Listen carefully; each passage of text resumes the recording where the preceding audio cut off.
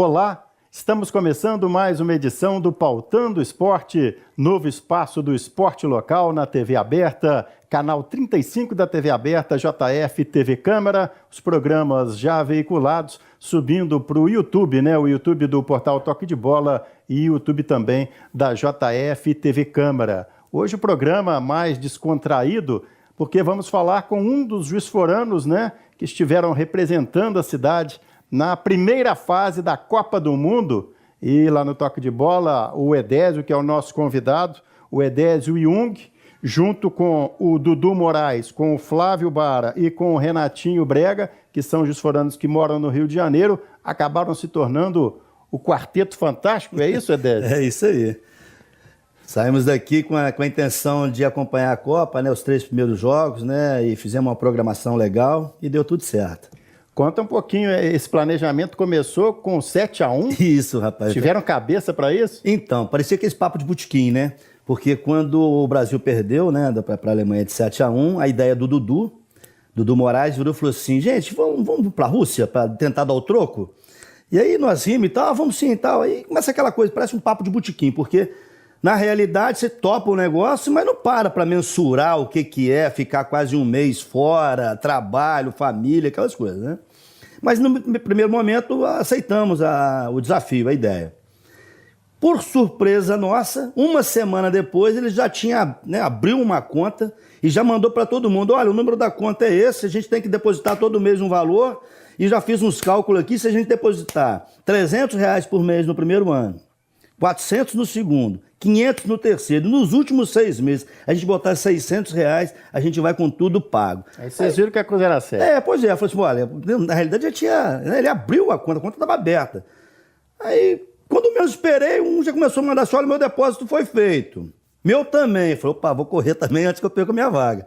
Aí começamos a depositar e começou a fluir, aí foram 4 anos aí de ansiedade, esperando chegar, e foi, graças a Deus, foi super legal. A gente agradece muito ao Dudu, porque ele teve essa iniciativa e ele foi mesmo o organizador de todo o passeio. Aí, por conta desse planejamento, né, a gente estava conversando um pouquinho antes da gravação, vocês chegaram lá praticamente com as contas já pagas. Então, teve até uma sensação de 0800, tipo hotel all inclusive? Exatamente, é. Na realidade é o seguinte, nós com essa verba a gente pagou toda a hospedagem, né, durante esse tempo todo, os ingressos, as passagens aéreas de ida e volta e os traslados dentro da Rússia. Enfim, a gente pagou tudo, os hotéis. O que ficou faltando é o dia a dia, né? Comida, bebida, uma lembrancinha que você quer trazer e tal. Mas a logística mesmo de você ir curtir foi toda paga com essa poupança. Tá certo. E o Edésio, contando pra gente, né, diz que já na chegada, já no avião, né, no voo, já chegando lá, já teve a primeira repercussão, inclusive, daqui a pouco a gente vai contar mais para frente a história dessa bandeira, da ideia da bandeira, mas o que essa bandeira já ocasionou na chegada lá na Rússia? Então, na realidade é o seguinte, quando nós estávamos aqui no Rio esperando o embarque para Moscou, tivemos a ideia de bater uma foto, nós 4 segurando a bandeira.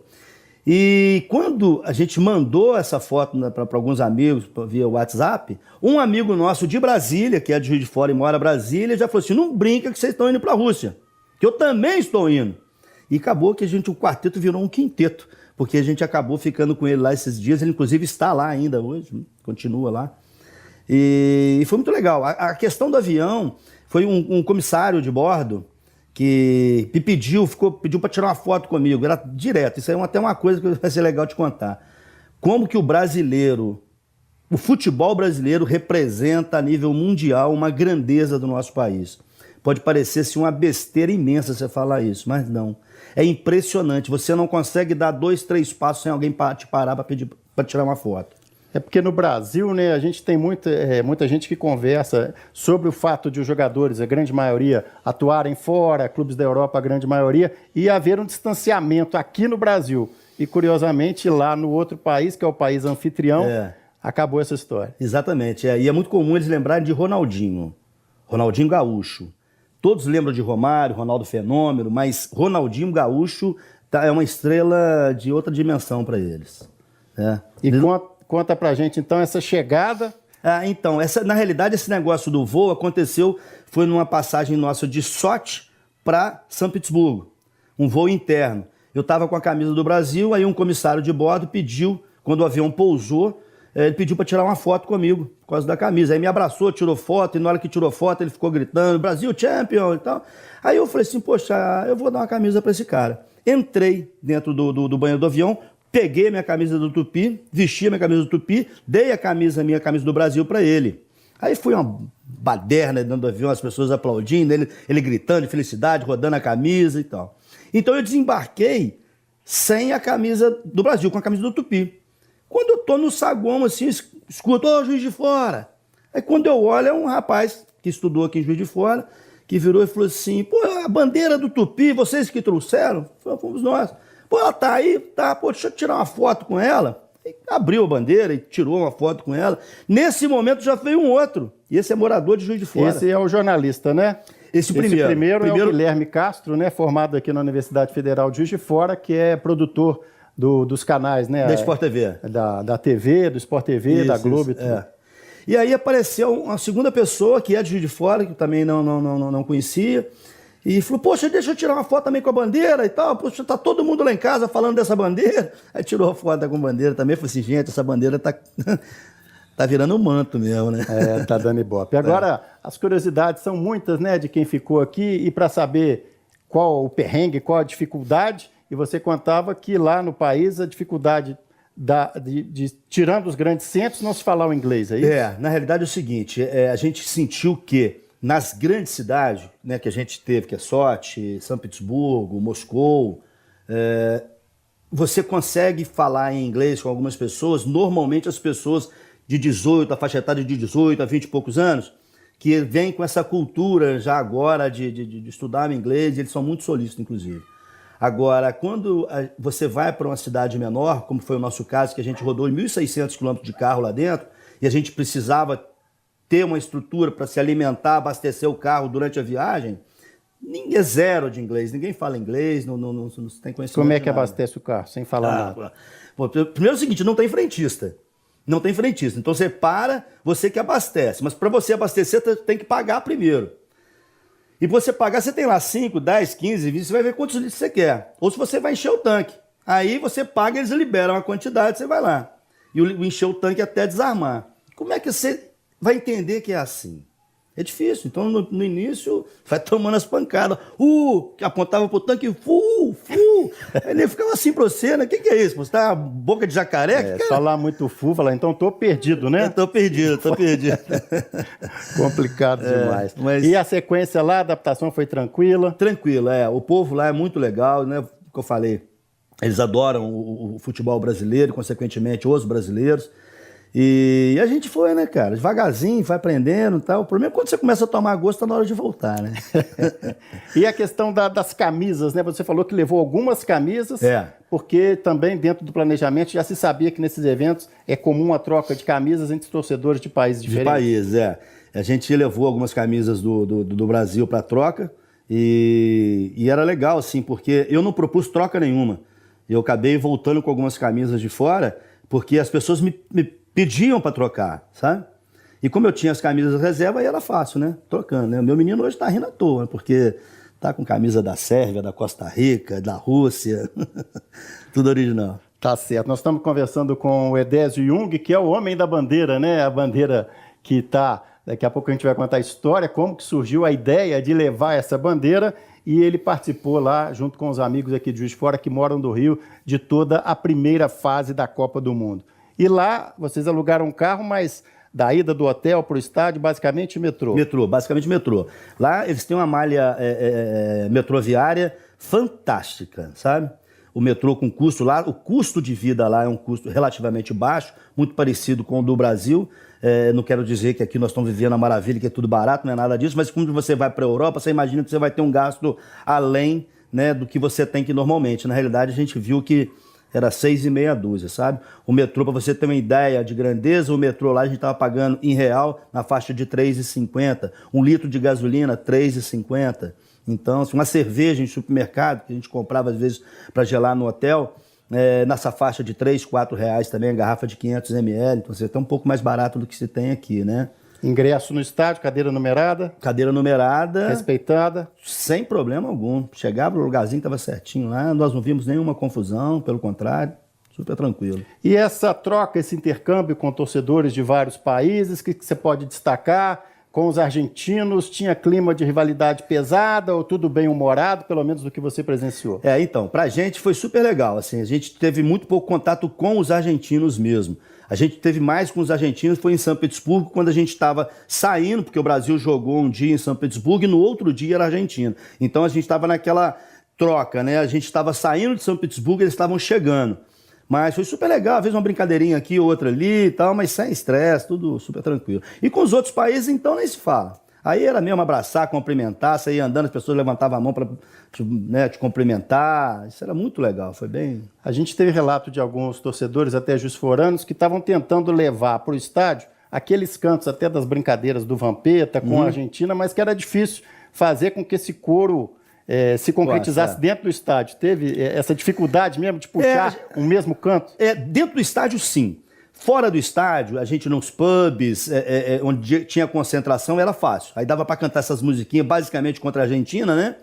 E aquela nova que saiu agora, 58 foi Mané, 70 foi... Não, 62, né? Mas enfim, aí isso é que dava mais nos pubs. No estádio mesmo você não tinha como, porque vai muita gente que não é torcedor de futebol. Vai muita gente que gosta de estar viajando, estar participando. Então as pessoas não têm muito essa manha, né? Então você fica muito separado, você não consegue juntar. Coisa bonita era na hora do hino nacional, né? A gente teve o prazer, assim, chegou a ser muito emocionante, principalmente no primeiro jogo que a gente foi pego de surpresa. Na hora começou a cantar o hino nacional, na hora que parou, porque na realidade eles tocam o hino, meio hino e a metade desse meio hino. Então, quando termina, aí começa a capela, que aí não para, o estádio todo, que a gente estava convivendo lá, todos os jogos, na média aí de 60%, 65% de torcedores do Brasil. E todo mundo cantando, então ficava um negócio muito bonito, chega a ser emocionante mesmo. Foi bem legal. Entre um jogo e outro, Edésio, da seleção brasileira, deu para vocês aproveitarem o país, assim, um pouco fora da Copa? O que deu para vocês conhecerem? Então, deu sim, deu para ter mais se não um banho de cultura, pelo menos um lencinho de cultura, né? Um lencinho umedecido. Na realidade, a gente, em São Petersburgo, a gente visitou o Palácio de Verão, que é o Palácio da Catarina, né? Uma coisa monstruosa de grande, uma suntuosidade com muito ouro, sabe? O Hermitage, que é um outro museu, né? Que aí é o Palácio de Inverno, né? Criado por ela também. Catedrais, né? Muita igreja, né? E em Moscou, basicamente, a gente esteve no Kremlin, fomos no Kremlin, fomos naquela igreja de São Basílio, que é aquela tradicional que parece um bolo de confeitado, né? Aí nós tivemos o prazer de entrar, conhecê-la por dentro. E algumas outras coisas assim, né? Um passeio muito legal em Moscou é o próprio metrô, são as estações do metrô. Tem muita estação de metrô simples, normal. Mas eles têm uma cultura muito grande no metrô, porque eles têm lá durante 8 meses, eles passam dentro do metrô, por causa do frio e da neve, né? Então, assim, são verdadeiras obras de arte, sabe? Então, um dos passeios é você conhecer as estações de metrô. E o tradicional mercado municipal, né? Onde a gente esteve lá conhecendo, fazendo algumas compras e almoçando lá com o tradicional cordeiro, lá com o pão deles lá, que é gostoso. E para as lembrancinhas, além do mercado, qual que era o ponto ali para trazer alguma coisinha para cá, para os familiares, para os amigos? Então, lojinha de souvenir você encontra basicamente em toda esquina. Mas para você ter um preço um pouco mais acessível, aí você tem que ir para o mercado. O mercado fica um pouco mais longe, para você ter ideia, do centro de Moscou, onde a gente estava hospedado, ali perto da Praça Vermelha, até o mercado a gente gasta 45 minutos de metrô. Então é um pouco distante. Mas era um passeio na realidade, né? Porque aí você vive realmente a cultura russa, sabe? Porque tem de tudo. Lá eles gostam muito de alguma coisa ligada à guerra, à arma, sabe? Então capacetes militares, medalhas militares, aquelas coisas assim. E os tradicionais costumes, né? Aquelas matrioscas, as coisas assim. Mas próximo mesmo à cidade, aí as coisas são bem mais caras, né? O natural, né? Para poder ganhar o dinheiro em cima do turista, né? E Sochi, né, que todo mundo comentando, litoral, praia, mas você estava comentando antes da gravação que não é aquela praia maravilhosa que o Solano gosta. Não, é longe de ser um Cabo Frio. A cidade é muito bonita, o mar é muito bonito, mas a praia, ela em vez daquela areia que a gente está acostumado, ela é formada de pedras. Então, eles colocam assim uns tapumes para as pessoas caminharem em cima de tábuas e das tábuas entrarem na água. Pô, não tem jeito de você caminhar na areia, porque não existe, né? Só pedra, né? Tá certo. Daqui a pouco a gente vai falar por quê, como que surgiu essa ideia da bandeira e a cachaça, né? O Edésio tem uma cachaça que ele levou para lá. O que rendeu essa cachaça aí, principalmente no pós-jogo, né? Das vitórias ou do empate brasileiro, já que ele acompanhou as partidas da primeira fase. Daqui a pouco a gente volta para o segundo bloco.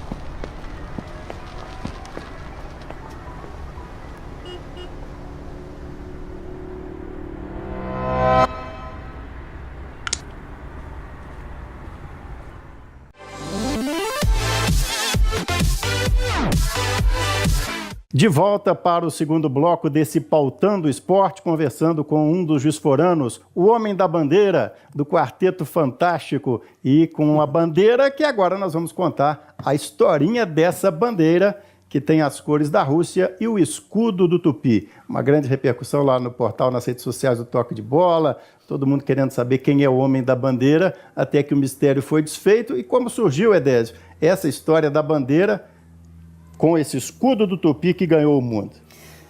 Então, eu sou de uma família tradicionalmente carijoá. Desde o meu pai, quando eu era menino, meus 5, 6 anos de idade, eu acompanhava os Jogos do Tupi em Santa Terezinha, que meu pai me levava. E isso fui passando para todos os outros da família, né? O resto da família, os sobrinhos, meu filho. E com exceção de um meu irmão, que é baeta. Ele é a ovelha rubra da família, sabe? Perde, mas é bronca. O baetão lá. Mas... Então, aí, quando surgiu essa ideia que eu ia, né, para a Rússia, um dos meus sobrinhos, o Gabriel Jung, me disse assim: tio, se eu fizer uma bandeira do Tupi, você leva para a Rússia? Eu falei: levo, com certeza.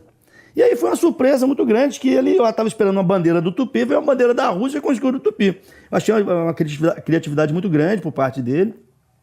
E deu essa dimensão toda, né? Porque a gente não esperava, né? Quando eu falei com ele: olha, você me dá a bandeira e eu te prometo que todo jogo eu vou colocar no alambrado. E já no primeiro jogo, ou seja, até antes, né? No aeroporto já começou a ter uma repercussão, foi muito legal. E aí você encontrou também juiz-foranos que se identificavam pela bandeira e ia conversar contigo. Exatamente. Teve aquele caso, né, de amigos, né, de fora. Pra você ter uma ideia, quando eu coloquei nas redes sociais a primeira foto, ela começou a tomar uma dimensão tão grande que amigos meus que moram fora, São Paulo, Rio, cara, você já não sabiam que eu estava na Rússia, você já viu uma bandeira do Tupi na Rússia? Eu falei: pô, é minha. Então, assim, foi muito engraçado, foi muito legal. E o clima de Copa? Eles falam muito que torcedor da Copa é mais turista, não é necessariamente o torcedor que vai ao estádio. Você tem o hábito de ir aos Jogos do Tupi, aos Jogos do Flamengo também, no Rio de Janeiro.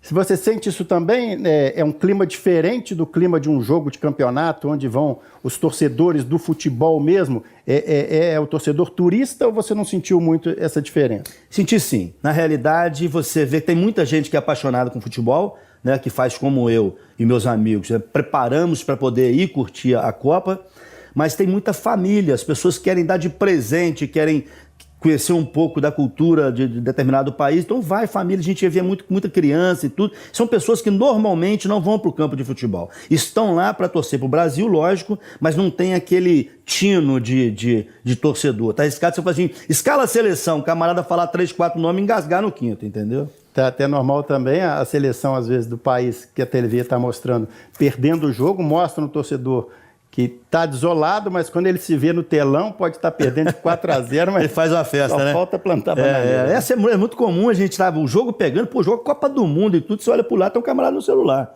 mexendo no WhatsApp. Pô, tá doido? Pagou, veio pra Rússia pra mexer no celular, é fogo, né? Mas conta um pouquinho do pós-jogo. O Edésio também tem uma fabricação, por enquanto, caseira de cachaça. Isso. E o que essa cachaça... A bandeira já abriu porta. Uma cachaça... Imagina. E aí? Então, a minha família, na realidade, né? A gente tem uma propriedade em Goianá e a gente fabrica uma cachaça, Chibota dos Moraes. E essa cachaça... Conta esse nome, por que Chibota? Eu já sei, mas você vai ter que contar. Não, isso é o seguinte, o camarada vira pro outro, vamos tomar uma? Ele, Chibota. Aí ficou a Chibota. E a gente... Aí eu e meu cunhado, que é um dos fabricantes também, né? Vamos levar. Aí levamos 2 garrafas de Chibota, muito na ideia da gente consumir. Só que nós chegamos lá e começa a tal da vodka, tem que esperar, tamo ali, tem que tomar vodka, né? Aí chopp, vodka, e as cachaças foram ficando. Aí tivemos a ideia de dar de presente pro dono de um pub lá, chama Timon, bem pertinho da Praça Vermelha, e que nós demos a cachaça pro cara, o cara ficou doido. Ele depois tomou, no outro dia ele ficou alucinado com a cachaça, sabe? E aí botamos a outra e fomos passear, né? Eu entrei dentro do Kremlin com a cachaça. Você tá louco, cara? Você tá entrando com cachaça dentro do Kremlin? A cachaça foi passear no Kremlin. Mas a turma gostava da caipirinha ou da cachaça mesmo? Pura? Então, quando se fala em cachaça, eles já vêm em mente a tal da caipirinha. Aí nós explicamos, né? Porque na realidade as duas foram dadas para 2 donos de pubs, né? E a gente explicou para eles que aquela cachaça dá para se fazer caipirinha, mas o ideal seria tomar como se toma uma vodka, ou seja, no shot, né? E o pós-jogo, né? Tinha algum ponto de encontro de brasileiros ou era muito disperso, cada um ia para um lado? A gente viu muito vídeo do metrô, né? Que foi muito bacana, principalmente nas vitórias, é claro, brasileiras. Mas tinha algum ponto de encontro brasileiro? Na realidade, o que acontecia? Porque quando cada jogo era num lugar, então você tinha pontos diferentes, né? Então, todo jogo, quando terminava, a gente procurava um local, porque a gente, como a gente ficou bastante tempo lá, e cada jogo tinha uma distância de um jogo para o outro, a gente acabava tendo já um nosso point. Então a gente terminava o jogo e a gente ia para lá. Então, mas antes do jogo, por exemplo, em Moscou, tinha a Casa Brasil. Aí nós demos uma passada lá para poder conhecer. Aí assim, parecia que você estava realmente dentro do Brasil, porque aquele mar verde e amarelo e muitas pessoas cantando as músicas, super legal. E o famoso chamado clima de Copa, né? Disseram muitas pessoas que até o início da Copa, um pouco frio, dependendo da cidade ou da localidade, mas com as 2 vitórias da Rússia, né? Iniciais na Copa, hoje já eliminada, mas que o país também passou a viver esse clima de Copa? Exato, a gente sentiu, assim, a gente não tinha ideia de como seria. As informações que a gente tinha, de muita informação assim, né, de outras pessoas, para tomar cuidado com o povo russo, que é um povo muito frio, não se pede informação para a polícia, cuidado na hora de andar de táxi, lá não se bebe na rua. Então a gente foi com a expectativa de ter uma recepção assim, não muito calorosa, né? E para nossa surpresa, nada disso. Parecia que você estava com o povo latino, sabe? Os russos assumiram a Copa do Mundo de uma tal forma que todos eles andavam com a cara pintada. A gente estava andando na rua, o pessoal buzinando, dando tchau. E era realmente o clima de Copa do Mundo. Os russos entraram literalmente na Copa. Você pode dizer, por essa experiência, pelo menos nos jogos da primeira fase, que de repente é até preciso, é até necessário, dentro das possibilidades de cada pessoa, viver essa experiência para valorizar mais o Brasil? Cara, não tenha dúvida. Eu achava que os nossos políticos deveriam ser... questão sine qua non. Tem que ir numa Copa do Mundo para fora para entender, ver a importância que o nosso país tem lá fora, sabe? Conta um pouquinho, então, desse sentimento que você viveu como brasileiro, né? Porque aqui, país, a gente fica desacreditado, e até em relação à seleção brasileira, antes da Copa, muita gente comentou falta de clima de Copa, ainda, né, na primeira fase não era considerado nem parecido com os anos anteriores, mas a diferença é de viver isso no país da Copa. Eu acho assim, a gente tem uma mentalidade, a gente vê isso muito acontecer, as pessoas querendo comparar uma coisa com a outra. Eu não vou torcer para o Brasil na Copa do Mundo porque o país está um caos. Como se a responsabilidade fosse da seleção brasileira. Ué, não tem nada a ver. Se você quer mudar o país, você tem os seus meios. Não é deixando de torcer para a nossa seleção que você vai mudar alguma coisa, né? Então acho que aí a pessoa perde um pouco o sentido da coisa. Acho que você tem muito sim que torcer para o nosso país, pelo valor, pela importância que se tem. pode parecer uma besteira muito grande, mas o Brasil ganhou a Copa, isso tem uma repercussão mundial. Hoje eu estive vendo alguns países que estão classificando como o Brasil, a festa que se faz na Bélgica, enfim, em todos os países, quer dizer, está todo mundo ligado nisso. Por que a gente tem que ficar de fora se o nosso país, porque o nosso país não está bem economicamente? Pô, se fosse assim, nós nunca tínhamos bem, se for parar para pensar, né? Então acho que não era para nem torcer, nunca, né? Então, assim, acho que não pode comparar uma coisa com a outra. Acho que tem que entrar no clima, assim, cada um tem que trabalhar, correr atrás do dia a dia, e na hora do jogo, assistir o jogo, torcer, terminou o jogo, vamos trabalhar, vamos produzir e vamos votar bem ali na frente, porque a gente acaba com esse estigma. Tá certo. No começo do programa você falou do projeto Moscou, o projeto Rússia. O projeto Catar vai esticar depois da primeira fase? Pois é, o Catar já... Agora vamos usar só um timezinho, né? Pode ser, gente, ainda há uma conversa nos bastidores, pode ser a última Copa do Catar que tenha 32 seleções, né? Infelizmente, para a nossa opinião e grande maioria das pessoas, 2026 já 48 seleções, países diferentes, então pode ser até uma despedida da Copa que pode deixar saudade nesse formato, claro, né, de 32 seleções. Porque eu acho assim, do jeito que ela é hoje, ela é muito atrativa, porque ela é um campeonato, é uma Copa, né? Tiro curto, coisa rápida. E não pode se ficar muito tempo, né? E se você inchar um negócio com 48 seleções, acaba acho que perdendo muito foco, começa a ter um jogo que não tem atração, né? Você imagina você começar a jogar uma seleção grande com um país pequenininho que não tem tradição nenhuma, perde o interesse de se ver. Hoje, por exemplo, todos os jogos que você vai assistir tem aí a sua conotação especial, porque você sabe que vai ser um grande jogo. Você vê o próprio Brasil, que tem a tradição, a dificuldade que o Brasil está tendo. Está passando, graças a Deus, jogando bem merecidamente, mas é difícil. Agora, você jogar com baba, acho que não perde um pouco o encanto. Então o projeto Catar já está em andamento. Catar, tamo junto. Tem alguma coisa em russo para falar? Ou não trouxe nada de expressão russa para a gente fechar o programa? Spasiba. Spasiba? Obrigado. Obrigado. Então volta para o Catar. Vamos para o Catar.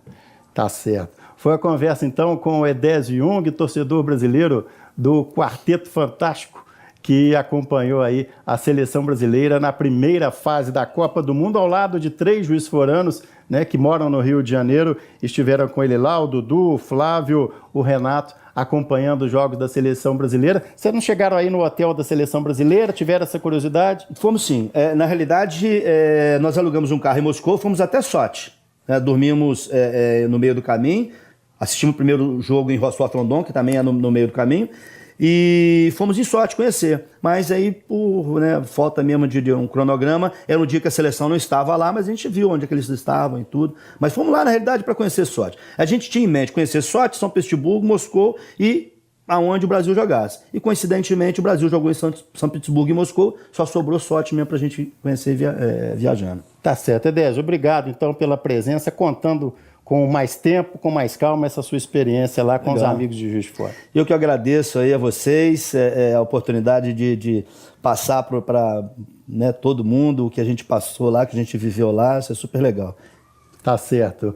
É o Pautando Esporte, chegando mais um final do programa com o apoio do Plask, do Centro de Futebol Zico, palco da nossa gravação, a Faculdade de Educação Física da Universidade Federal de Juiz de Fora, a Prefeitura de Juiz de Fora, Iperrou Embalagens, Ibitipó Coffee Road e a loja Nação Rubro-Negra Juiz de Fora. Lembrando que a gente tem os programas depois subindo para o YouTube, tanto do portal Toque de Bola como do JF TV Câmara. Até a próxima!